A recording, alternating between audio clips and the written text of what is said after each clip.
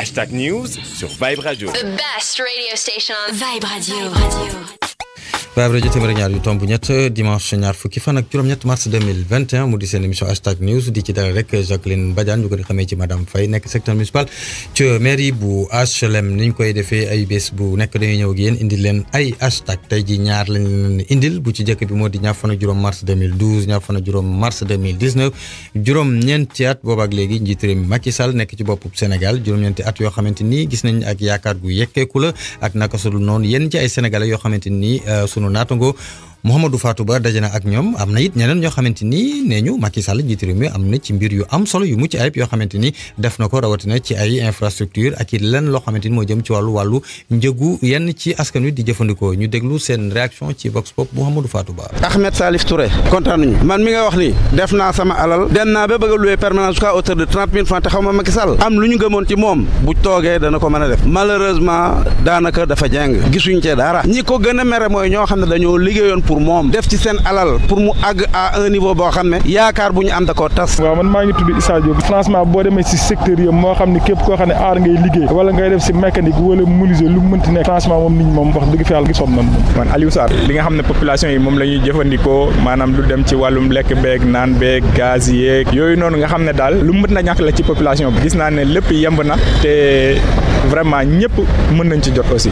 Ibrahima Cissé la tudd juróom-ñeenti atu Macky Sall yi départ bi dañu amoon yaakaar mais dañu dem ba ci biir mbir mi xaw a jaxasoo xale yi suñuy doom jàng nañu fa ñu war a jàngee ñu jox leen ay promesses yu leer ne bu ñu paree seen formation wala seen stage nañ leen utal liggéey mais xale yaa ngi léegi ba léegi de taxawaalu ñenn ñi ils se sont transformés en marchands ambulants ñeneen ñi ils se démettent tant bien que mal dans d'autres secteurs mais ils n'ont pas d'emploi ils sont dans l'informel. yaakaar bu ñu am da koo tas te diggante bi moom loo fi deful ci juróom-ñeenti at yi moom mënoo ko fi def ci ñeenti at moom ak situation actuelle bi ne ci réew mi ñun amuñ ci benn yaakaar jàpp nañ ni wax dëgg yàlla am na yoo xam ne waruñ cee dugg ñun développement réew mi rek moo ñor. aywa di kàddu yi yenn ci askan woo xamante ni sunu naataango Mouhamadou Fatou Ba daje na ak ñoom soxna si Jacqueline Badiane madame Faye nekk secteur municipal ci HLM déglu nga askan wi li ñu wax ci juróom-ñeenti at yi nga xam ni Macky Sall nekk na ko ci boppu Sénégal. jërëjëf Mamadou c'est vrai que le 25 mars 2012 la ñu faloon le président de la République tey di le 25 mars 2021 bu yemoon ci 5 ans yi kon tey ji je crois que déwén ñu def présidentielle donc mu jeexal. ñu évaluer ko ci biir loolu ce sera quand même un bilan très mitigé parce que am na ñu ko wax ma commencé ci li nga xam ne moom laa ci sama yaakaar xaw na positif infrastructure moom kooku man duma ko nangu sax di ko boole ci bilan parce que dafa fekk ko fi démarré ku ci nekk xam na ne Abdoulaye Wade avait mis en chantier le Sénégal donc il faut que mu am une suite logique mu neex mu naqari kenn mënatul taxaw ku ñëw il faut que nga élever la barre beaucoup plus haute que ce qu'a fait le président Abdoulaye Wade. donc man ci dynamique boobu kooku doo fi ne moo fi def parce que c'est la conception il y a l'idée de projet il y a la conception il y a la réalisation boo ñëwee fekk l'idée de projet taxaw na conception bi taxaw réalisation moo des. donc boo ko réaliser wul looy def. tu es obligé est-ce que kooku war nañ ko dugal ci bilan mi ngi noonu beneen bi aussi il faut que ñu nangu ko président Macky Sall bi mu ñëwee ba léegi wax dëgg yàlla au niveau des denrées de première nécessité rupture presque amatul pénurie at lu mu mënti metti bu njëkk ba dañ daan toog jékki-jékki ceeb du am donc ñu lu ñuy wax doo ko gis prix yi monté diwlin bi ñàkk suukar kii donc yooyu quand même ce combat il l'a gagné. donc pénurie denrées alimentaires amatul xanaa cher. mais cher na. mais am wax dëgg yàlla. mais yaa ngi koy gis. yaa ngi koy jënd ak lu mu cher. donc ça c'est un fait donc kooku aussi ñu mën ko nangul beneen bi may dem mooy quand même au niveau donc des jeunes. Ouais. parce que yàlla dafa def le pourcentage bi nga xam ne moom la ñu am au niveau de la démographie des jeunes, c'est un pourcentage très élevé. Ouais. Quand on te parle de 60, 65, 70%. 11 millions presque sur les 16 millions sont des jeunes. Man xam naa ci dara. Donc pour vous dire, c'est un pourcentage très élevé des jeunes qui en retour sont laissés en rade. De manière, il n'y a pas eu des politiques de jeunesse. Mettre nañ ko en place, mais ça n'a pas porté ses fruits. Et à chaque fois, ils ont dégagé énormément d'argent au niveau des budgets. Au niveau 350 milliards. Mais du impacté ci jeunes yi. Donc, fini jëm du fofu. Fan la. Nañ ko corriger waat. Parce que xam nga lan la moi je dis, j'aime bien les jeunes, il y a beaucoup de jeunes instruits qui ont leur diplôme. Il y a les jeunes intermédiaires. Et il y en a peut-être ñi nga xamné dañ nga leen di xëc ci ñu dem. Mënu ñu demal seen bopp. Faut ñu japp ci. Waaw, foog ñu japp ci. Mais ci biir loolu, l'État n'a pas compétence à embaucher. Parce que la muy embaucher du impacter ci masse bi fi nekk. Donc, c'est en fait mettre en place des politiques yoo xam ne xale yi ils vont devenir leur propre patron. On va faire sortir la création.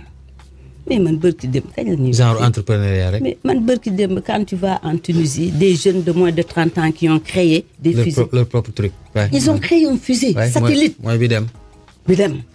Ils ont moins de 30 ans.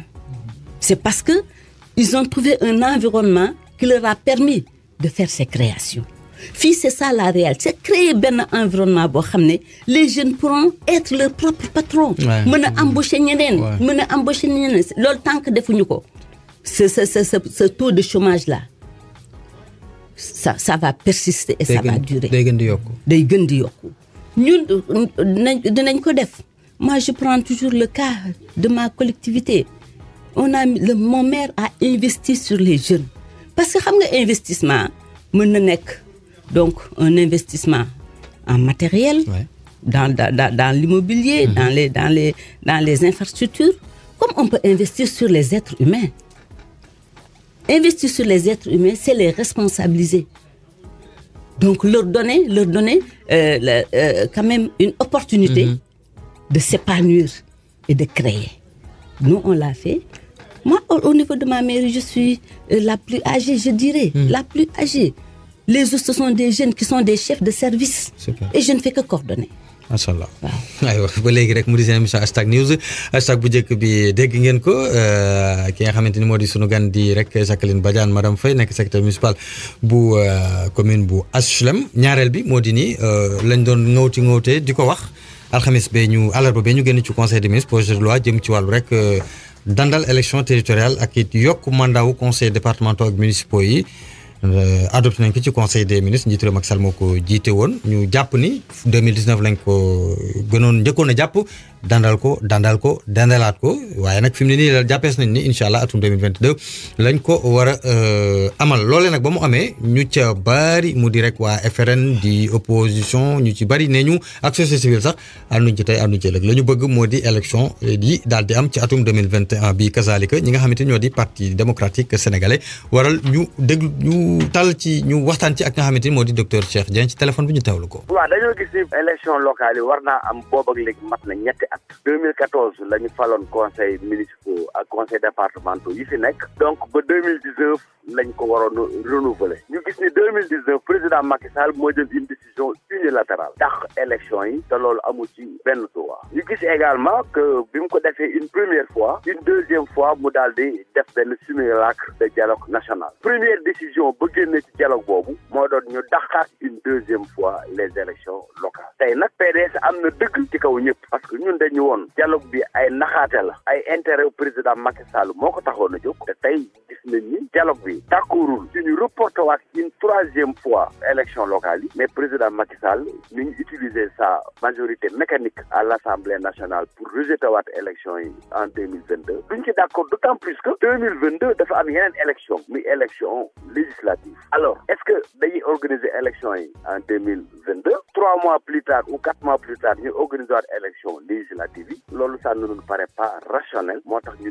exigeons que élection locale yi ñu def ko en 2021 comme ça 2022 élection législative yi ci topp ñu mën koo def jàmm ni ñooy. Cheikh Dieng bu Parti démocratique sénégalais madame déglu nga ko moom it wax na ci mbir mi. C'est vrai que docteur wax na mais dañu ne 2022 man point d'interrogation laa ci défendre. lu tax parce que 3 reports. un report est-ce que li taxoo ñu doon reporter est-ce que dañ na fi. mi ngi fi ba léegi. moo tax man je fais un point d'interrogation sur les locales de 2022 parce que xam nga li tax au niveau des collectivités territoriales. c'est pas pour rien qu'on met des mandats. Quand on met des mandats c'est pour que nit ki lépp lu mu am au plus profond de lui-même ci lu baax mu mën ko génne mais bi ñuy toogee nag c'est pour 5 ans on sait que au bout de 5 ans ils vont atteindre leurs limites comme ils vont atteindre leurs limites mais c'est lan moo fi xewaat lan lañ fi lu ñu deful woon difficilement wala buñ ko commencé duñ ko yeggali donc man moo tax foofu laay waxee parce que au niveau des locales xam nga les élections présidentielles en fait tout va se passer autour d'un homme mën na décider mais au niveau des locales kooku ñëpp ça c'est la gestion de proximité parce que man li xew ci sama commune ak li bokk yow sa commune ak commune keneen bokkul c'est là où il y a la spécificité de chaque collectivité locale am na ñoo xam ne xëy na am nañu souffle boo xam ne mën na leen continuer dem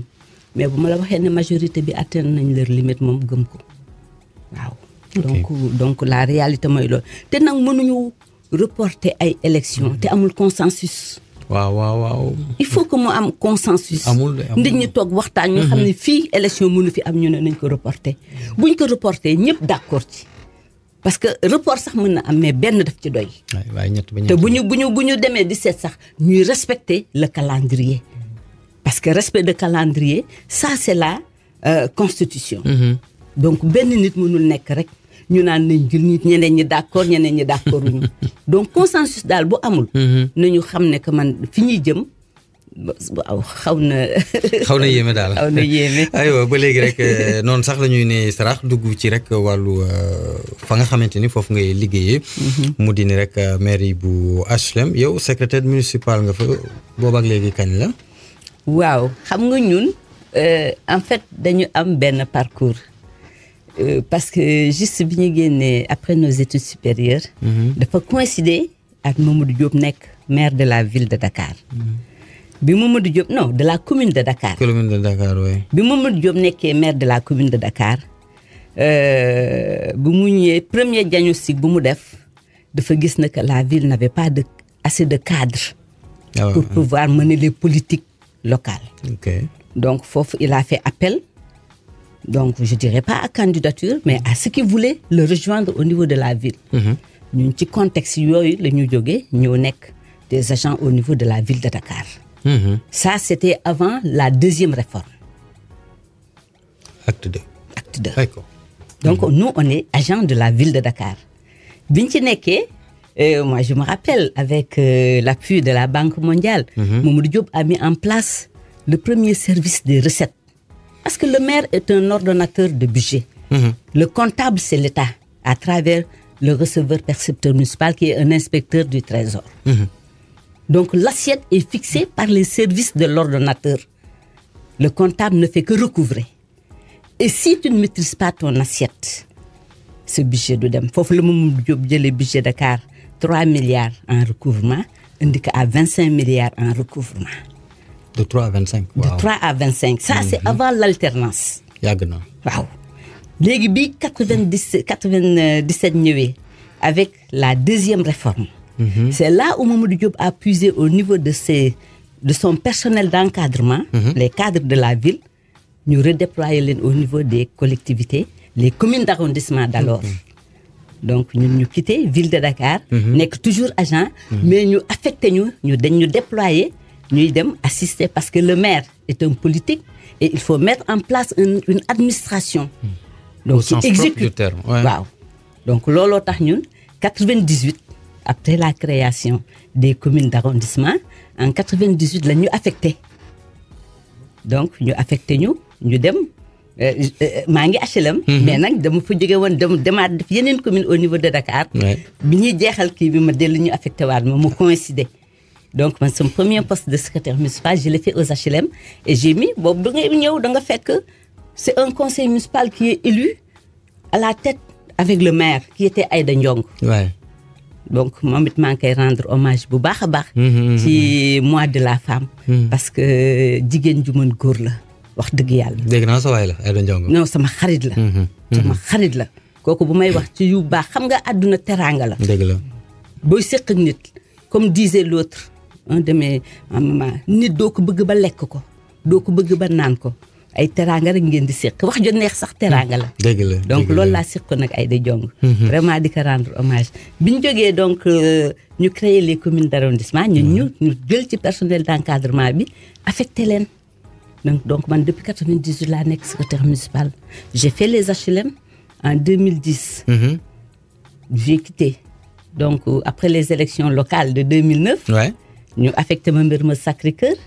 ma nekk fa ak beneen femme Aminata Soxna Thiam. donc moom 2002 lañ ko éliroon. man ñëw fekk ñu affecté ma quitté Aïda Ndiong parce que après Aïda Ndiong y a eu la délégation spéciale. parce que Mamadou kii Ablaye Wade dafa ñëw. def la délégation spéciale avec la fameuse loi. coow lu bari la. Moussa Sy. moo ko introduire. ñu jóge fa dem élection Abdou Fall ñëw nekk le maire de la commune des HLM. kon yow daanaka maire yëpp nga liggéey doon. waaw gis nga de. macha allah bi ma jógee ci Abdou Fall ñu affecté ma Mermoz Sacré-Cœur ma dem Mermoz Sacré-Cœur boobu PDS nag moo gagné les collectivités. Mermoz Sacré-Cœur bu Barthélémy. donc ma dem fekk fa y avait Aminata Soxna Thiam qui était PDS. histoire a ngi ñëw de. macha allah Aminata Soxna Thiam nekk le maire moom itam ma di ko rendre hommage une femme très douce wax dëgg yàlla. elle est très douce donc du politicien yi xuloog di ki déedéet jigéen la daal. dans le sens vrai du terme. moom itam 2009 Barth ñëw gagné ko ma nekk ak Barthélémy. ba 2011 2011 je crois ma quitté fa dem Yoff fekk fa beneen jigéen docteur Oumou Khayri Gueye Seck. macha allah mais ci jaar-jaar yooyu am na ci bu la marqué ndaxte am na ci benn maire boo nekkoon ay samba booy ñëw fa am lu ñu fa defoon mu juróon coow de wala. boobu la. Yoff la mooy bu Yoff bi. mooy bu Yoff bi coow li bari woon na foofu. coow li bari woon na foofu ndax boobu li ko indi woon mooy dafa amoon benn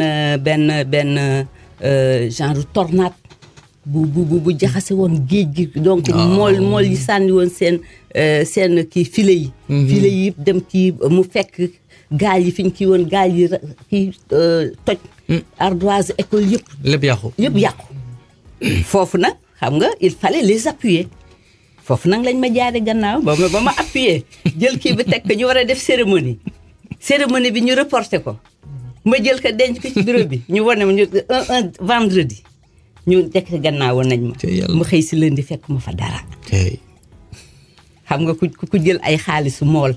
kenn ku ci nekk xam li tax. parce que li tax joxuñu leen ko woon directement mool yooyu.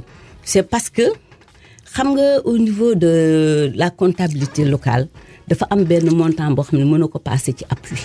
ok muy 300 000. léegi bu fekkee ni mool bi il a perdu presque 1 million.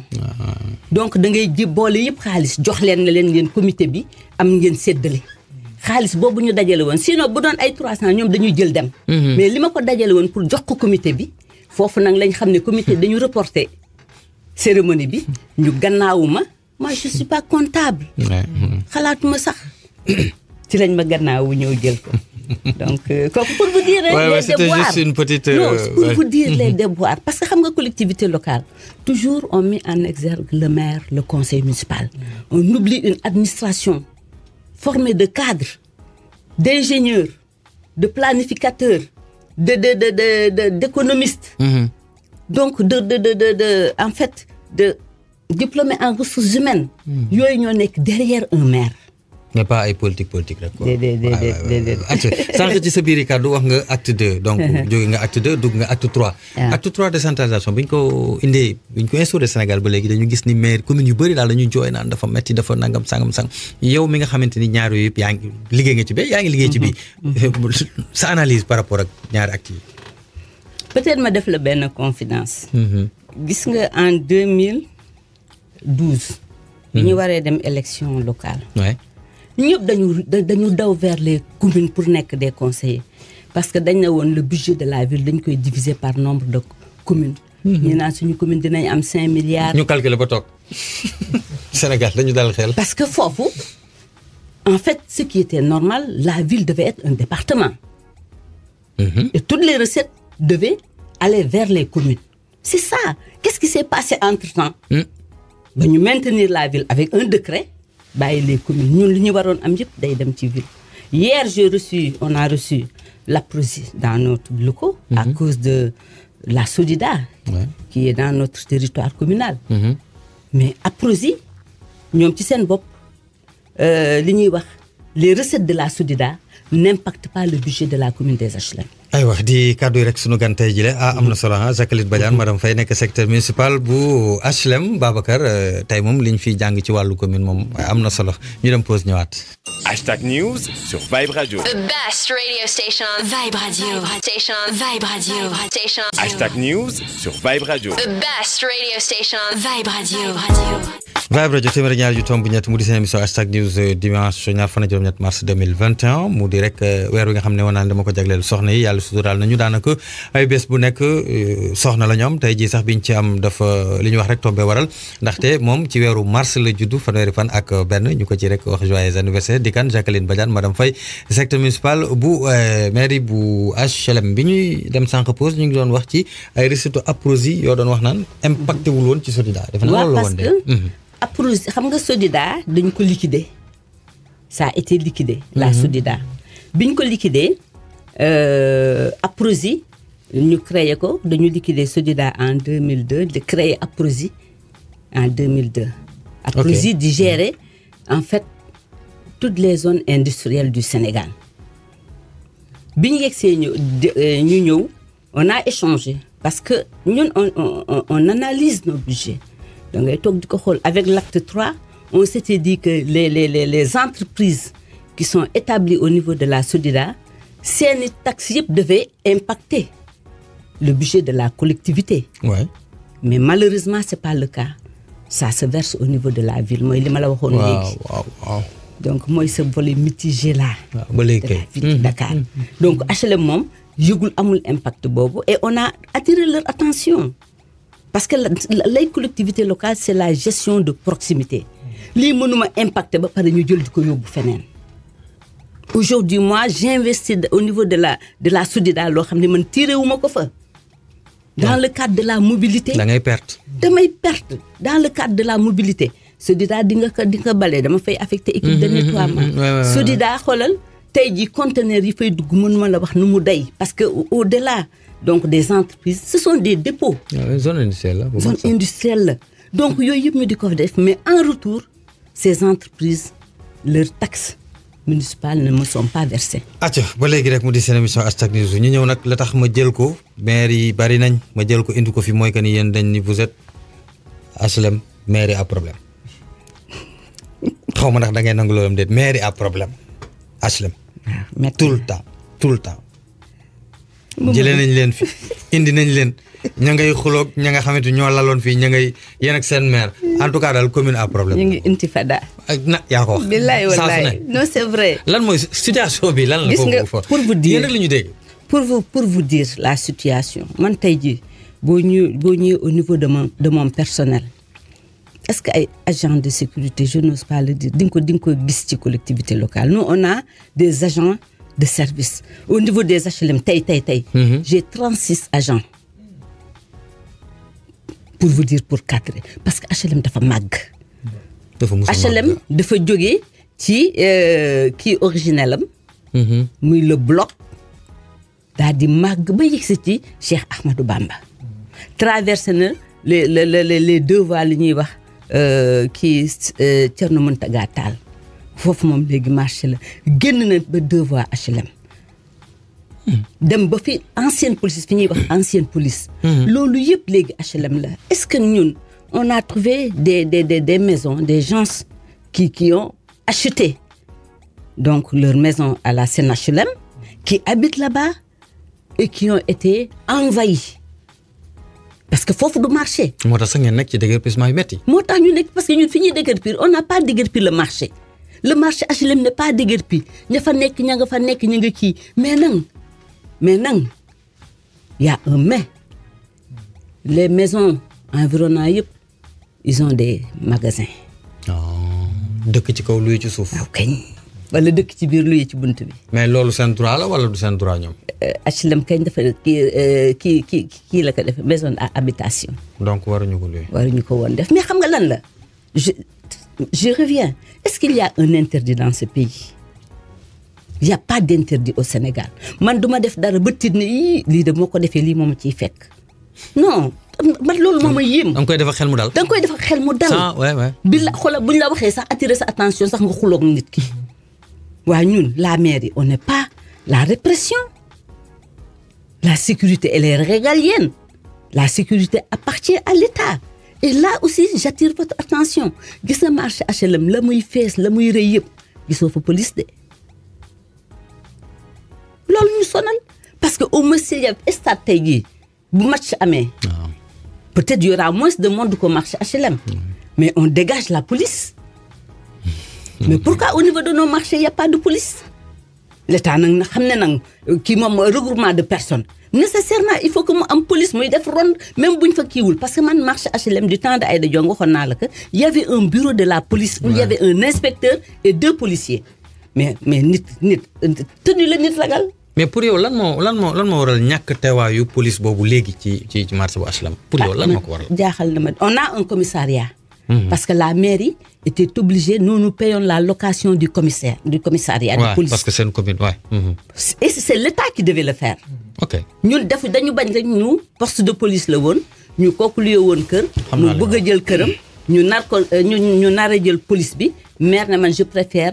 fay kër ñu luye commissariat ñu def ko ci mais c'était pour 1 an ou 2 l'État jël commissariat am géré ko. mais ba léegi état bi daf ñu ko bàyyeel. ba pare du ñoom en fait ils n'interviennent pas directement tey jii boo ma ñëwoon et c'est normal boo ñëwee gis commissaire da nga bëgg mu intervenir il faut mu xaar l'aval du commissaire central. et ça prend du temps est-ce que loolu. ñiy manifester dañ koy xaar. loolu mooy problème mu HLM.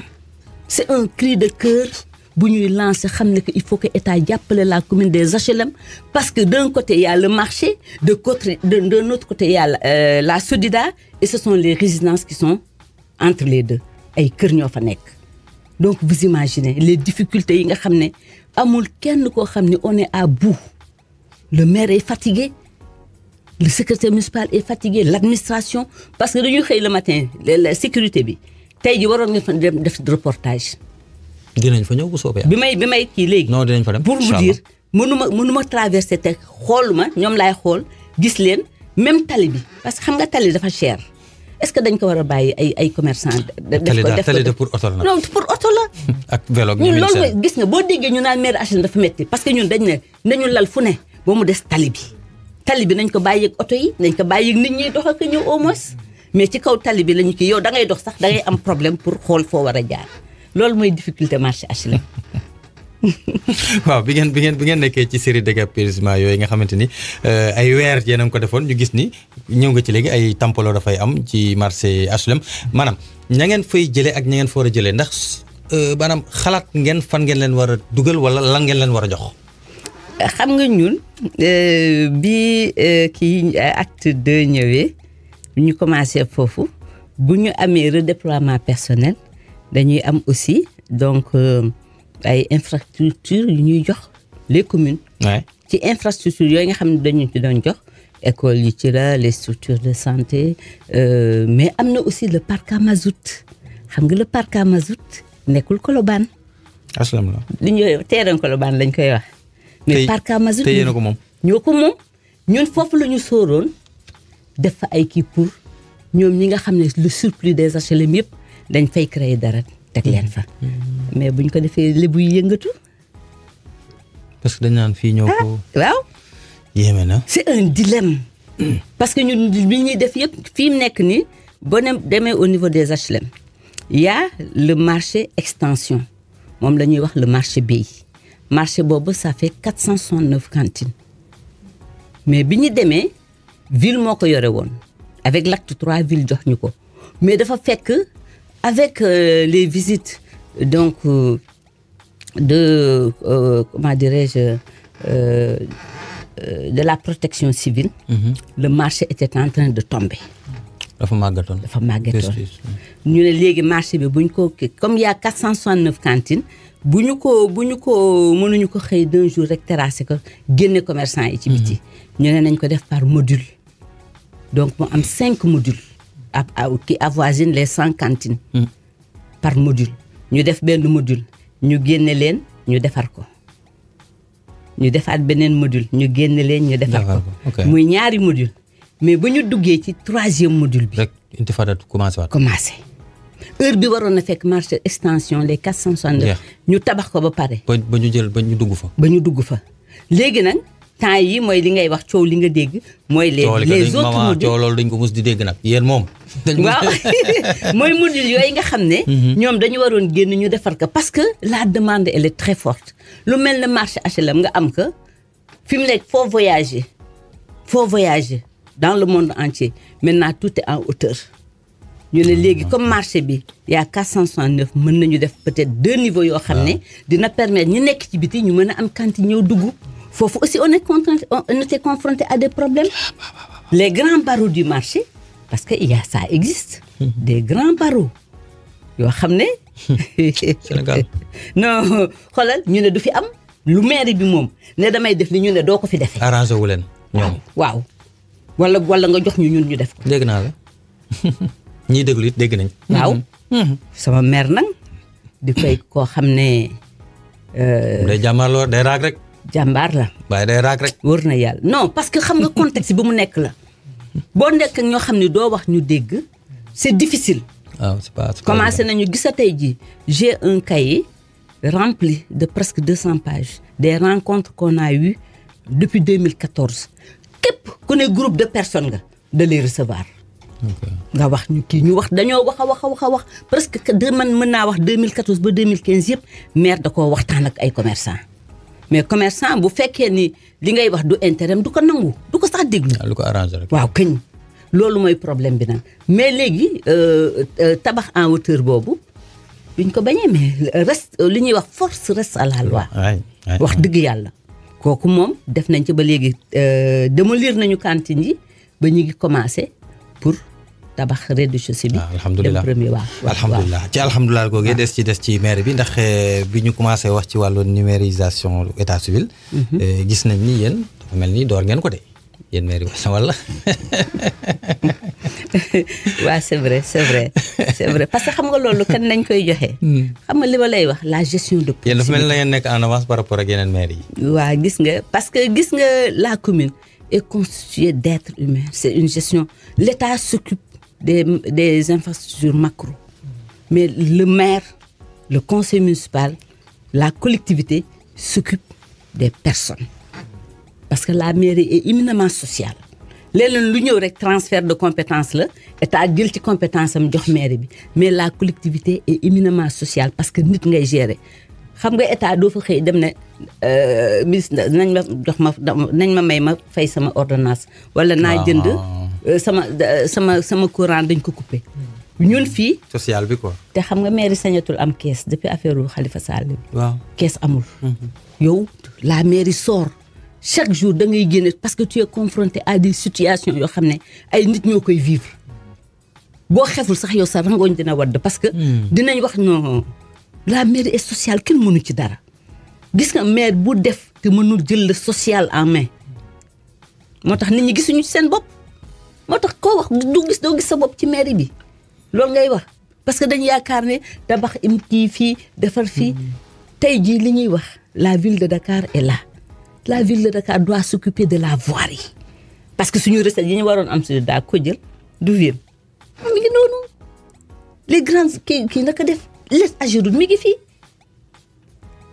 ville de Dakar mi ngi fi maire bi bëgg fi ñëwaat xoolal cumul il y a pas de coordination donc. dañuy def nii. waaw te maire bu nekk bëgg nga am bilan. am bilan yow sa am sa bilan mooy lan maa fi tabax lii maa fi kii non tu améliores le cadre de vie des populations. loolu rek bilan la. améliorer cadre de vie defaraat say pavé defar say fleurs nit ñi même bu ñu lekkul bu ñu génnee.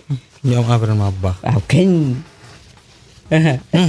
waaw ci numérisation. léegi voilà. boobu yàlla dafa def on a eu un habitant des HLM. un HLMois qui vit à Nantes. moom il a eu à développer ce logiciel. moom tout le temps Sénégal de l'extérieur day ñëw. day ñëw. bi mu ko defee yàlla def monseigneur est allé rencontrer Khalifa ne ko dina ko fay. donc moom mu créé ko def montage bi ba indi ko ba léegi boo demee au niveau de la cathédrale de Dakar. c'est numérique. mu daal di jël xam nga au niveau de l'église ñoom aussi ils ont des actes de naissance. bu ñuy def seen baptême yi. donc des actes de mariage. des actes de décès. Il a tout numérisé au niveau parce que da nga daa ñëw soxla benn papier d'après ce qu'il m'a expliqué. donc c'était des recherches da ngay ñëw dugg kii yi nii lay def ngay rechercher di recherche ça prenait du temps léegi nag ordinateur la fa teg boo ñëwee rek sa date de mariage. da nga soxla sa date ñu cliquer rek mu génn. kii wala facile. donc quand il l'a fait pour la cathédrale comme moom aussi mi ngi dépendre ci Sainte-Thérèse. je crois mu commencé mu ne mais pourquoi pas ma commune. ça a été bien ordonné. waaw wax dëgg yàlla il s'est rapproché de nous. On a échangé et on n'a pas fait de copie-coller. Lui il s'est rapproché de l'officier d'état civil mu laaj naka la ñuy liggéey ak lan la ñuy liggéey ñu wax ko lépp li ñuy liggéey ak ni ñu koy defee yëpp mu dem def une conception ñu daal di def la projection ñu génne erreur yi génne mu delluwaat defaraat. donc presque ba 3 fois ci 4e fois bi la ñu valider lépp léegi wax dëgg yàlla ñun suñu serveur benn mi ngi fii. benn mi ngi Nantes. tey bu ñu écrasé woon mairie HLM gépp rasé ko. amul problème. xoolal bu ñu tegaatee kii rek. léppay ñëwaat données yëpp ñëwaat. très bien 2.0 waay. aywa ba léegi rek bu di seen émission hashtag news tey moom gis ngeen ni vraiment xibaar yu am solo génn na ci waaye ba léegi rek muy weer wi nga xam te moom la ñu jagleel soxna yi. ñu gis ni yow nga nekk soxna. ba noppi di diriger maanaam pas diriger nga yore poste boobu nga xamante ni daanaka ay góor ñu bëri dañu nekk ci biir fa nga nekk. naka ngay mën a gérer loolu yow nga nekk soxna naam sax sànq yaa ngi nan da ngay coordonner ay xale fa nekk ñu mais daanaka góor ñëw fii ëpp booy xool. naka ngay mën a gérer situation boobu. gis nga Moustapha gis nga li may wax dans la vie xëyuñu rek dara sotti. waaw ndar xëyu sotti moi j'ai fait le mouvement associatif donc j'ai été la première femme déléguée d'ASC du Sénégal. ab leneen loo xam sax dinaa ci ñëw fin bi. gëstu naa de. donc pour vous dire période boobu maa ngi woon à la cité. ma jóge bu ma fa kiiwee ma yor la commission des finances de l'ASC ñaari tali. ñu jóge sur le plan nawetaan. war a dem professionnel. bi ñu yegsee ñëw avec mon président Djibi Wade. ñoo fa nekkoon ma nekk sa première vice-présidente. ñu ne day maintenir ASC ñaari tali pour mu nekk le vivier de NGB qu'on va créer. C'est là où donc moi j'ai été mandatée et on a créé NGB.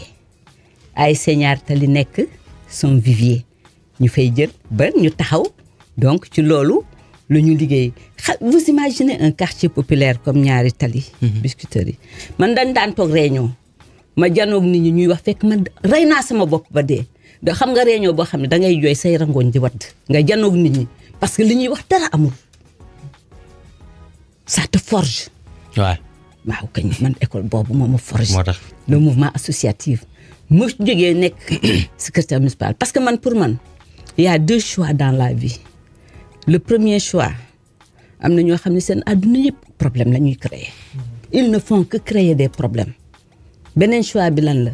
ñoo xam ne seen àdduna yëpp solution la ñuy ut. ils se battent pour trouver des solutions. bu tàng beeg bu sedd bi rek. waaw kañ. man ma def benn option boo xam ne je me suis dit dans ma vie je vais me battre pour qu'on trouve des solutions.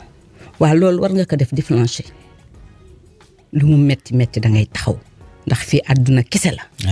dara du la këf du ma ne dara du la këf de mais du yomb waaw du yomb di nga ñafe ba nga xam ne wax dëgg yàlla lii mënuma ci mais booy daanu di jóg donc foofu laa wéeru parce que j'ai l'écoute je ne ferme jamais mes portes j'ai pas d'audience ni le maire ñun on n'a pas d'audience parce que une gestion de proximité mënoo ko def naan damay joxe audience ak du ma joxe audience parce que nit da lay soxla léegi war la gis urgence waaw këñ donc man daal foofu laa ko teg kon loolu moo tax amoo jafe-jafe ci doxal foo xamante ni ay góor dañ fa nekk léegi nag ban message ngay jox jigéen ñi ci weeru jigéen ñi waaw ndaxte kat Babacar ku fi ñëw dinaa ko wax de nduraale tàccu ak way fecc 8 mars jeex ñu demaat ba déwén loolu dañuy faral di gis nag waaw naam sax ñi fi jaar ñëpp nag nee nañ ma loolu changé na effectivement parce que xam nga changé na am na leen loo xam ne xëy na sax dafa contribuer ci changement bi muy quand on a mis en place la parité c'est vrai ku fi ñëw rek wax na parité kay waaw parce que xam nga li tax man dama nekk conseil municipal parce que gis nga maire yi xëy na beneen niveau bi ba yeggaguma fa mais niveau bi ma yegg muy maire yi gis nga tey ji quand on convoque le conseil municipal buñ ko convoqué wóor na yàlla bu dul woon jigéen ñi korum kon maire yu yëpp tëj nañu wóor na yàlla jigéen ñi ñoom ñooy def le korum te liñ yaakaar ne kii danga leen di jox ay documents parce que xam nga une session ordinaire du dañuy indi tey voté tey da ngay ñëw tey ji on ouvre la session ñu génn document point ordre du jour bi yëpp ce sont des documents ñu jox leen ko waaye boo yeggee sa kër boo jàngul sa doom jàng na sa voix keneen kii na am nga koo xam danga ko naan waaye liiral ma lii kooku liir defal la ay kii orientation man dafa am ñoo xam dañ nekk yeneen commune sax dama leen koy defal jigéen ñi noonu la ñuy def bu ñëwee elles sont pas tenues de parler français li ñu leen jox dañ koy décortiquer en wolof wax ko pertinente d'une pertinence boo xam ne wóor na yàlla man moo tax li ñuy wax jaaxal na ma ñun dañuy toog ba xoolal sama mère day toog da leen di rendre hommage macha allah te dañuy am ay préoccupations parce que dañu xamal la gestion de la collectivité c'est comme la gestion de la maison te jigéen laa ci wóoru waaw jigéen laa ci wóoru leer na waaw kañ kon daal message bi mooy li ñuy wax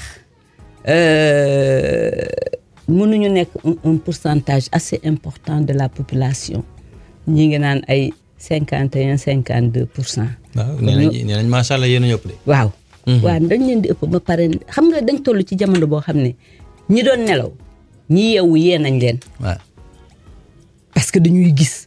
le monde est ouvert. lépp loo xamul woon.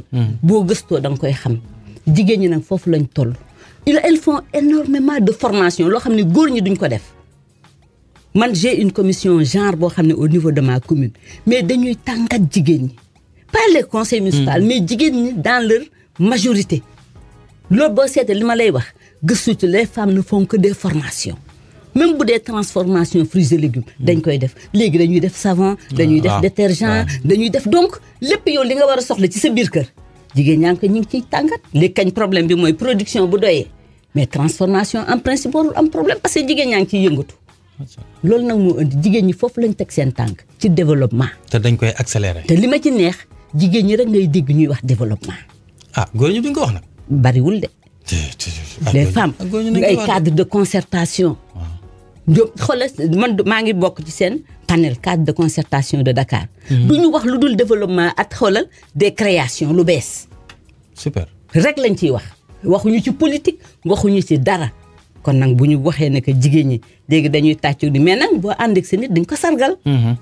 waaw nga ànd ak sama nit di ngay sama kilifa bu ñu toogee ma sargal la mais ay tàccoog yooyu. bareetul naa ni bareetul de. waaw ñi fi ñëw ci weeru yëpp de daanaka loolu la ñu wax te it. kon gëm nga ñu. ma koy dëgg ak yu ma gis sur le terrain. waaw kay maa ngi jégalu ak yu ma gis sur le terrain. ci li nga wax ne effectivement ay agents de développement lañ léegi ci yooyu la ñuy wax ci ñi yëngu ci la leen tardel moo di ay defar saabu comme ni nga ko waxee. wax naa ko fi une fois. benn émission benn ñoo xamante ni dama leen di bëgg ñu nekk Tëngéej benn association boo xamante ni Bay Sawar lañ tudd. chaque fois di jël jigéen ñi di leen mais seen production dañ koy commandé ba sax dafay jaaxal nit ñi. kon li nga wax ci développement boobu. dama ci ànd ak yow acca ñu ñëw nag ci waxaat ci loo xamante ni fii ci réew mi ba léegi mu di actualité yi nga xamante ni mujj na fay am la ci gën a fës moo di ni fi mu ne nii ak dal dañuy woote li fi amoon duñ ci dellu si waat. vraiment di ko mettitlu di jaale ñi nga xamante ñoom la ñoo ci am ñoo xam seen wàcc nañ ci liggéey. ñu gis ni boobu ba léegi muy kilifa diine di politique di ñi nga xamante ni ñi ngi xalaat bi nga xamante moom la Sénégalais yi bëgg yëpp ñu ngi ciy dox jàmm waaye ñu gis ni ñenn ci ñoo xamante ni damay tudd directement tur yi ñi ngi nekk ànd ak Macky Sall président de la République njiitu APR. di wax yenn ci ay kàddu yoo xamante ni ñoom dafa mel ni saa yu ñu sexee rek safaan la ñuy wax mu di kan Maître Malick Sall mi nga xam ne mooy ministre de la justice. jamono bi ñuy woowee ak dal moom muy génn ay kàddu yoo xamante ni du ma si ñëwaat. mais loolu nag nga ko mën a jàng ndax ñooñu vraiment ce sont des personnes yoo xamante ni dañ leen war a bàyyi fii ñu continuer du ñu diriger. mais castingu Macky moo baaxul. Kañ casting bi mu def pour au niveau de ces ministres là. Surtout les 2 ministres de comment dirais-je muy intérieur ak justice. waaw là où on attendait parce que xam nga man bu ma la njabootee boo yëngatoo dama lay dalal mais duma yëngatu comme yow. Moi je vous dis gis nga ce fameux vendredi. vendredi bi ñu ne woon dañuy marche.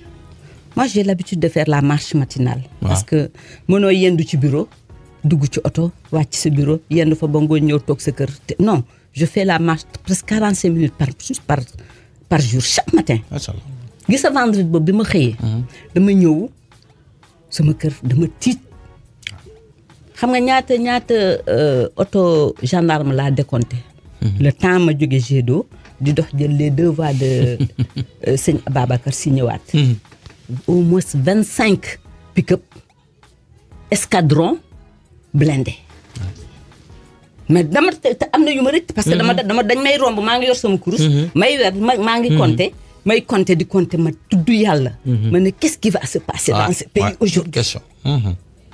La preuve bi ñuy defaru bi ñuy sol seen dàll ak di solu. ci côté jet d'eau bi la ma def exprès jaar ci seen xaw a biir nii. pour kii. commandant mi ne ma madame da ngay marche man ko waa damay tàllal tànk yi comme dama war a liggéey. mu ne ma toggal sa kër bul dem fenn dégg nga. qu'est-ce qui s'est passé.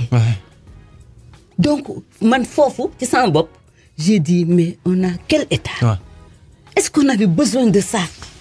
man c'est que xam nga lan la d'habitude on dit que la montagne a accouché d'une souris. mais puis est-ce que du souris bi indi montagne bi. ci lu tuuti. non ci lu tuuti. ñu yegg ci niveau boobu. parce que man j'ai pas compris. ba léegi j'ai pas compris. personne kenn comprendre. wax na man nag la gamine la man wax dëgg yàlla bi ma ko xoolee xam nga jigéen li ma lay wax c'est un tout. jigéen mooy yaay. jigéen gis nga famille bu équilibré sax jigéen la. mais elle a perdu sa maman. fan la donc c'est ça gis nga moom loolu elle a besoin de psychologue. elle a besoin de ça ñu defaraat ko. parce que elle est victime. li tax Sonko ne kii baal naa ko. loolu la wax nit ki du la teg tuuma bu day nii nga ni baal naa ko. yeggaguma sax. parce que y a la présomption d'innocence. effectivement mais bu demee ba wax loolu man ci waxam boobu rek laa jàngataat. mbir yi waaw. moom liñ ko def. tey il devait être dans tous ces états mere ko kii ko mais bu taxawee ne baal naa ko c'est xam na ni xale bi victime la. donc loolu lépp indi ñu ci ak dal gi ma doon wax sànq. waaw kañ nga ñëw ci ni casting bi baaxul. waaw bu Macky Sall. ndax ministre de la justice loolu mu fi wax jooju ku ko wax. mais ce week-end passé rek lu mu wax. moom laa la wax ni donc genre wax yooyu franchement fii ci Sénégal période bi nga xam ne ñun jàmm la ñu bëgg moom la ñu wut. et moi je vous dis gis nga Auchan bu HLM. parce que aussi yenn yi seetaan la Auchan bu HLM. le mercredi dañ ko toj jeexul de. le jeudi laa la wax ma may wàcc 16h ànd ak sama chauffeur dañu tourner rek ay xale même pas 10 ans laa la wax. innocent non ñoo toog ci xam nga ñun foofu dañ am benn esplanade noonu. xale yee toog di xaar ñu ne prime ñu dugg. innocent. et où est la police. point d'interrogation. non où est la police. vous imaginez ay xale man romb naa ñu xale sama chauffeur man ko waa ñii mu ne ma mère bul sonn ñii dañuy xaar ñu ne prime. ñu dugg te effectivement loolu am. xale yu ndaw ay élèves lañu. parce que mag ñi def man loolu gi non. ay xale yu ndaw la. waaye donc conséquences yaa ngi nii muy Total di Auchan. mais foofu xoolal on remet en cause notre éducation le système éducatif. yàgg naa ko woote yàgg naa ko wax yàgg naa wax njàng yàgg naa ko wax ni leen lépp si njàng mi la xëy na yàlla dinañu dimbali ba lépp daal di changer ñu wax ci Covid 19 bi ñu gis ni fin d'état de catastrophe sanitaire bi am na jamono bi nga xam ñu ngi wax variant anglais fii ci Sénégal ba faat fi nit deuxième vague. mu yéeme daal mu mel ni daal dañoo xar mi daal bàyyi nañ ko ak buum gi muy dem rek. yéeme na de est-ce que vraiment c'était. est-ce que du le 25 mars lañ defoon couvre-feu daaw. waaw ça fait 1 an. Ouais. 1 an ñu tëj ñu toog ba si àgg. ñu bàyyi ñu mais ndax période bi ñu bàyyee moo baax. foofu la laaj bi nag l'État ne vit que de pression. man quand on gère quelque chose d'un on prévoit. De 2 on prend de la hauteur mais est-ce que ñi gérer ñi ngi jël hauteur. donc loolu mooy indi parce que dara change au contraire fi ñu jógee ak fi ñu yegsi c'est pire fi ñu yegsi ñu bàyyi ñu lâché ñu donc li may wax rek est-ce que naa waxaat na casting bi baaxul mais choix yi ñu jëloon moo baaxul. da nga wëlbati wax ji rek. ñàkku nga wala. ñàkku nga. démb laa def sama 2e kii. yow Sino wala Astra. man Sino. Sinopharm. Sinopharm laa def parce que AstraZeneca bari na coow de. foog naa est-ce que retiré wuñ ko. en tout cas bari na coow daal. bari na coow mais nag man wax dëgg yàlla Sinopharm bi. macha allah aw ma ci benn réaction. kon da ngay soññu mag ñi ñu dem. non parce que xam nga lan la man bu fekkee da nga nekk ak ay kilifa ku ci nekk ak sa compétence. waaw man li nga xam ne tu n'es pas compétent doo ma ci wax ma di ko dégg. man ki compétent kooku laay déglu waxam. ki compétent nee na. dem leen faju. waaw dem leen vacciné wu moom mu vacciné wu. waaw ñoom professeur Seydi ak ñoom seen. surtout. acca bu laaj bu mujj bi wala du sax laaj bu mujj mooy gëstu bu mujj ma def ci moom mooy Babacar xam nga ni maire bi sportif la woon. sportif nga woon. waaw c'est vrai moi j'ai fait le handball. mooy li may wax rek. on a compéti donc j'ai été au Duc. on a compéti donc may rendre hommage quand même. di mag wala rakk ci kan ku sant Badiane. Alain Badiane lui aussi qui est un footballeur et j'ai aussi son fils qui est le capitaine de NGB. waaw donc kooku dëgg la. waaw loolu mooy sama adhésion mouvement associatif. donc yaa ngi dégg aussi ma ni maa ngi marche. waay gis nga donc yooyu yëpp bi muy ñëw sax ma ne ko am na bu ma lay xaare ndaxte vraiment def naa gëstu ci moom bu baax a baax mu nekk nag koo xamante ni sama xamel woon bu yàgg. mais comme li ñu wax rek nii biñ ko xamee ba léegi nii la musamel franchement. musul changé nii la musamel di ko bàyyi mu wax rek kàddu bu mujj laata ñuy tëj émission bi. waaw di gërëm di sant parce que xam nga lan la man sama nekk ci collectivité locale dafa changer dafa indi benn humanisme parce que j'ai pas besoin qu'on me le dise dafa indi humanisme indi benn dal parce que mënoo di recevoir chaque jour ay nit nekk dans un état assez agité donc da ngay daal di dal parce que li ngay dégg bés bu nekk da lay delloo ci yàlla. dëgg la waaw moo tax foofu maa ngi fay sant. damay delluwaat ci yàlla xam ne lu dul yàlla neen la Dieu est le début et la fin de tout.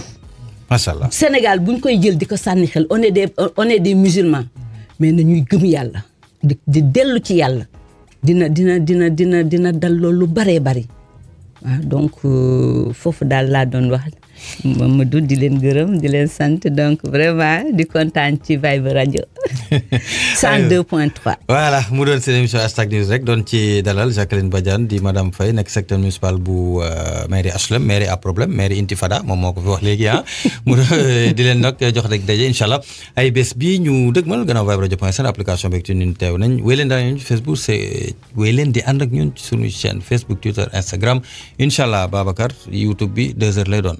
jàmm ak jàmm.